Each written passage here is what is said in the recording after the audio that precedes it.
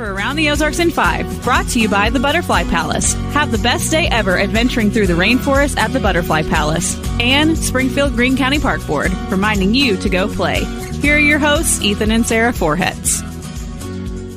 Hey, good morning. Hope you're having a great Friday. It is the first Friday of September, and it's hard for me to believe that we've already made it to September.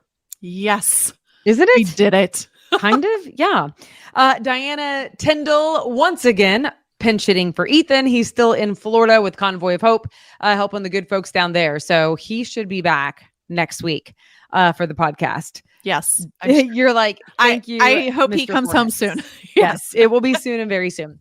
All right. Speaking of the hurricane, we're going to start with some news. Tropical storm Idalia is now headed back out to sea, which is good news. It roared ashore on Wednesday as a major hurricane in a remote area of Florida initially. So many homes, though, and businesses lost to flooding. By the time it reached the North Carolina coast, it had weakened to a tropical storm. I heard one meteorologist on Fox, actually, because Ethan did a live shot with him yesterday, so that was kind of cool. But I heard her saying that the intensity of the hurricane, because it was like tropical storm and then to a 1, to a 2, to a 4, back to a 2, like changed more rapidly than ever before, which was interesting. Wow. So anyway, that's why I was so hesitant to give it a category name, because when we're on at 5 a.m., if someone else isn't watching it until 7 a.m., it might be different by then, you know? You're right. Anyway, long story short, either way, it is headed back out to sea. So that's good news. But again, hundreds of homes and businesses are flooded, wind damaged. One person reported dead because of the storm. So otherwise, still a lot of power outages down in Florida. Quite the mess. But there's relief crews on the ground. Many of them from the Ozarks, like Convoy, Red Cross, linemen from city utilities and elsewhere, other utility providers from the Ozarks. So lots of good work happening too. And I can just hear the phones ringing for the insurance agents. Just what a mess. I mean, just the pictures and all the things you have to provide for that. So I've lived in Tornado Alley, but never in Flooding Alley like that. That would be a different kind of mess, because tornado would be more like here and gone. Whereas flooding, it's just days and days. Yeah. In your house. Either way, it sucks. So I'm sorry if you're having to deal with that.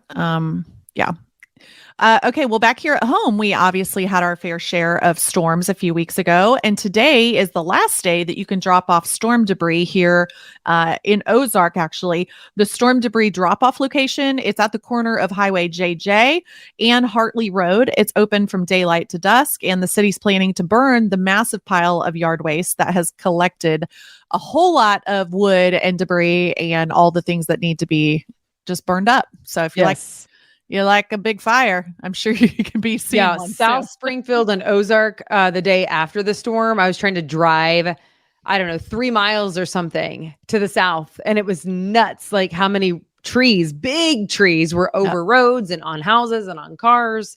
So they have quite their work cut out for them in the burn pile. Yep. Well, speaking of burning, a barn fire in Willard turned into more than 100 hay bales lost. It happened at a home on Highway 125 in a barn on the property, and the homeowner believes a lawnmower must have hit a rock, which threw a spark into the barn that was full of dry hay and equipment. And luckily, no one was injured there, but you can imagine. I mean, how much a hay bale sells for these days, I don't even know, but just lost. I don't know either, but it is a prized commodity right now. So bummer. But no loss of life, which is awesome news, because I'm assuming if you're burning 100 bales of hay, that's quite the blaze that you got going on. So for sure. All right. This is interesting. An update to the story we told you about yesterday morning. A judge has now ruled against a Springfield high school student who was suing the Missouri State High School Activities Association and Springfield Public Schools. Kylan Mabins was sued, those two entities, after having to sit out for his senior season of football because he transferred school districts from Kickapoo to Glendale, which does in fact cost a year of eligibility in sports per the rules. But Mabin says that he was not transferring for athletic reasons. However, the school seem to disagree with that. So it did go before a judge, and Mabin said, this was due to racism and other hardships. This was not due to athletics. But the judge apparently ruled otherwise because he is still unable to play according to MSHA rules. But apparently it's also not over yet because they do have another hearing coming up mid-September. Wow. Okay. Well, a new law in Arkansas got blocked one day before it was set to go into effect. The law would have required parental consent for minors to create a social media account, but the law was challenged. With social media giants, I guess from big tech, it violated the rights of users, including free speech. So the law is on hold, you could say, at least for now. Interesting. I remember when Sarah Huckabee Sanders signed that a few months ago. And I thought, well, that's interesting. For no social media without parental consent for anyone under 18 seemed to me like a pretty good idea, quite frankly. Yeah. So anyway, though, there's a lot of different thoughts on that. And yeah, I'm of the opinion that, when you can smoke, when you can get a tattoo, I also kind of think that's when you should get a social media account.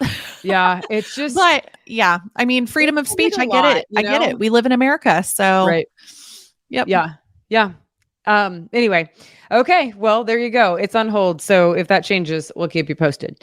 We all know that we've seen our fair share of opioid overdose deaths here in the Ozarks. And now 2 healthcare organizations are getting some federal grant money to try to help curb the problem. The U.S. Department of Health and Human Services is giving about $500,000 to CMH and Bolivar for what will be a neonatal abstinence syndrome program. And then Kirksville-based Preferred Family Healthcare, which has an operations center in Springfield, is getting $300,000 in grant money for a program that will focus on overdose response. Wow. Well, if you live in Nixa, the city wants to hear from you. And maybe Springfield flag inspired this, I'm kind of thinking, but Nixa is changing its flag. And the list is down to 3 finalists. City officials have set up a website for residents to go and vote for their favorite. It is at nixa.com. The flag survey ends on September 18th. And can I just say, as a marketer, I like to look at these things. Like, it's really interesting. And so you did it, right? What'd you think? I did. I think they're all very similar in look and color. And of course, Nixa has always used X as Nix, with X being in their name. But the color choices were interesting to me too. They have this innovation blue, which represents strength, peace, responsibility, wisdom, truth, and trust. Nobody knows what it represents, though. Yeah. Well, they're hoping to maybe get that out there. And and they have an official city flower, which is a red azalea. And I didn't know that. So that's in the color designs too. So anyways, go vote for your favorite. Yeah. I'm curious to see what'll rise to the top. Me too. And I actually also looked at them and also thought that they looked similar. So I did not have a strong feeling or opinion on any of them. So, I mean, they're great, good. But yeah, none of them was like a clear, like, oh, this one's going to be the one, Yeah. All right. Have you played pickleball yet? Oh my goodness. Are you in? It's so fun. Have you? So fun. It's funny. I didn't love it. I've only played once. I was playing with Ethan. You'd rather swim, bike, and run. I would rather swim, bike, and run any day. But it's funny because Ethan is very tall and his height is in his torso. I'm not tall. I'm actually really short. But both of us, if you're going to look at any part of our body and say, oh, that's where they have their length, it would be in our torso. Really? So I played with Ethan and he felt like he needed a tennis ball because he's like, I want it to bounce up higher. Like, I feel like I'm having to bend over this off bend to reach the pickleball. And so you know what? Yeah. Listen, he's a great guy, but he had a bad attitude that day. Not going to lie. So I was like, listen, if you can't keep up. I think I've heard him on some podcasts with a bad attitude. Like when he got a speeding ticket the other day? A couple days ago when there was the echo, he's like, okay, why don't you just finish this? We're done. Yeah. Something weird. It's just funny to troubleshoot technical difficulties. When it's live on the fly is harder than it sounds. Right. If you're not live or if it's not on the fly, that's another story altogether. But I could not Google what was happening. Oh my goodness. And how to fix full it. circle back to pickleball. Why did you ask? So pickleball. Okay. Yeah. So Drury is getting on the bandwagon, probably because they're smart. I don't know. They're capitalizing on the sport as everyone else is too. And it seems to be paying off for them. But some O'Reilly family members said, hey, let's do this. They're investing in a new outdoor recreation complex at Drury. They're going to call it Panther Pad, and it will have pickleball courts, basketball courts, tennis courts, and a new pavilion type area for food. Well, that's cool because I feel like there's a huge demand for more pickleball courts. There's a couple in town, there's a couple at country clubs. So, yeah. My question about pickleball, is it a phase? No, it's not. It's going to stay. Yeah. I think for sure. I feel like you can say that intelligently because if you don't know, Diana worked forever at the Springfield Greene County Park Board.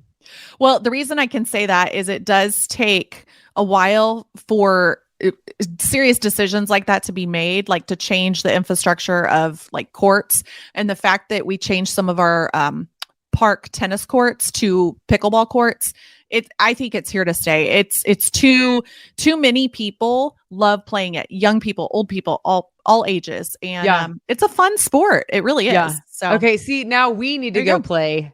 I don't know if I'd be any good. Like, here's the deal. I'm not great at racket sports because I never played them.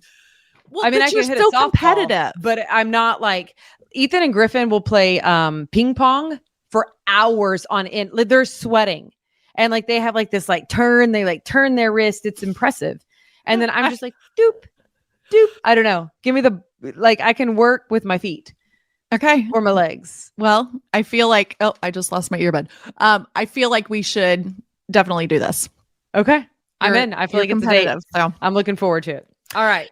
Okay. Well, today it's Friday and it's the first Friday art walk. So what does that mean? September. Yes, that means it's downtown Springfield's favorite art walk, and there's live music, art demonstrations, fun, food, and a few surprises. Obviously, just head downtown tonight from 5 to 9, not till 7, 5 to 9 p.m. And then also tomorrow, Saturday morning, head out and enjoy the Springfield Farmers Market from 8 a.m. until 1 p.m. I can't say times today, y'all. I'm sorry. It's still early. 8 a.m. to 1 p.m. at Farmers Park on East Republic Road. Handcrafted products and local eateries all in one location, and obviously some great local food. Yes. Fresh food. Good from the food, farmers market. Good vendors. Yes. So both of those events are always a good time. And you know what? The weather, now that it's like cooled off a little bit, not too shabby, you know? Oh, such a beautiful fall weather. Make sure you're watching the Wake Up Weather with Abby Dyer. She can give you all the details on that forecast. So happy long weekend. Yes. And we will see you Tuesday morning. We hope that you enjoy Labor Day on Monday and sleep in, because that's what we're going to do. We're going to sleep in. Great idea. All right. Have a good one. Thanks again for joining us, Diana. You are the best. You bet. See you guys. Don't forget your sunscreen. All right. No doubt. Bye. See ya. It's time for Around the Ozarks Wake Up Weather. Here's your host, Abby Dyer. Hey, everybody. Welcome to your Friday. We are in for another nice one across the Ozarks weather-wise, and I've got great news. We're heading into the holiday weekend, and things are looking great for us. We would like some rain. That's the only thing we're not going to get in this forecast. Really, things are looking pretty nice. I have hot temperatures that return, but it's Labor Day weekend. I think a lot of folks are kind of wanting to soak in that last weekend of summer, and it won't be totally miserable. We don't have a huge high heat index or anything like that. So things are looking okay. I mean, summer-like across the area this weekend, but overall, pretty nice weather. And we cannot complain about this forecast. I have temperatures today in the mid 80s. Boy, wasn't yesterday just fabulous? We had that fall feel in the air. It was cool. It was crisp. And now morning lows are starting out pretty comfortable once again, upper 50s out there for most. We'll warm up quickly today. I once again have a lot of sunshine in the forecast and temperatures that are going to be making their way to about 85 degrees for the high today. Once again, I have a light breeze out of the east today, so not bringing us any storm systems. We're going to see the sunny skies stick around and no rain in the forecast today. We are going to be staying dry in that forecast. Mid 80s then return to the forecast as we head into this afternoon. I've got even warmer weather for the holiday weekend. Not quite 90 tomorrow, but getting close. I have upper 80s in the forecast on Saturday. We're then closer to 90 by Sunday. I think we stay near that 90-degree point for Labor Day itself. Overall, though, pretty nice for the holiday weekend. Here's a look at that forecast. We have temperatures at 85 today. Tomorrow, I've got 88 for the high temperature on Saturday. By Sunday, we're at 90, also close to 90 degrees on Monday, but there will be a bit of a heat index on Monday itself. So if you're planning to be out on the water or out at the pool, just know it'll feel closer to the triple digit mark when you factor in that heat index. A little bit of cloud cover, though, sneaks into the forecast by Sunday and Monday. That's about it. Otherwise, we're talking dry conditions both days in the extended forecast. Really a nice weekend for camping. The evening lows will be pretty comfortable, back to near 60 degrees. And then we've got comfortable mornings and comfortable late nights too. Extended outlook, this is where things start to really not look so good for us. And that's because we need the rain already. And we're going to stay dry in this extended forecast. I don't have much in the way of rain chances.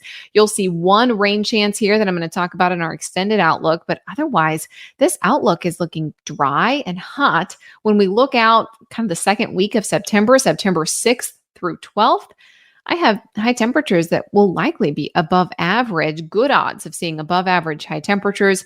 Also, that comes along with dry weather because what's bringing us those numbers is going to be this big ridge of high pressure that's expanding for much of the Midwest starting this weekend. Today, though, one of the nice ones, 85 degrees, a light breeze. Temperatures tomorrow at 88, 90 by Sunday, 90 on Monday, close to 90 by Tuesday. And then I think it's next week, probably Wednesday, before we get some rain chances to sneak in here for everybody. And by that point, the grass is brown again. We need everybody to get in on some rain chances as absolutely by the middle of next week. Here's a look at the weather headlines across the country now. Idalia causing quite a problem for us this week, now offshore in the southeast, but we are still going to be dealing with some flooding from that system and the left behind cold front down in Florida. Our friends down there need some help, and hopefully they can use the weekend to start the cleanup process. We have heat building back into the Midwest and expanding for most of the holiday weekend. That's going to be the case here in the Ozarks and really across most of the center part of the country. And I already mentioned that concern for flooding for the southeast because of Florida's storm system. Also, some concerns this weekend for flash flooding back in the southwest. And that's once again from that tropical moisture. Of course, we had a lot of rain for Southern California, Arizona, the Four Corners region. A storm system going to be bringing them a lot of rain. So flash flooding could be in the headlines over the weekend there as well.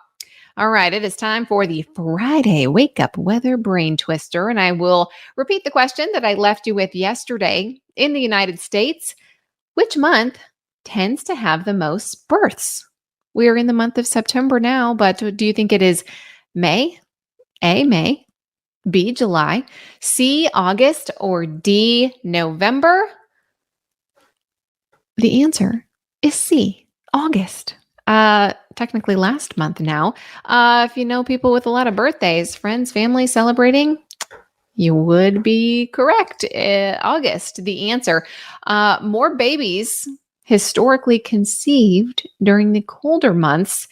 And come July and August, that's when all the births happen. July and August typically top the charts there for highest average months, but most of the time, August wins out a little bit. So now you know if you're an August birthday, you are not alone.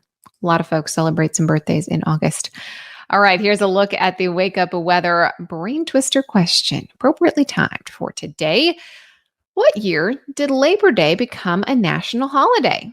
Do you think that happened in A, 1823, B, 1894, or C, 1920?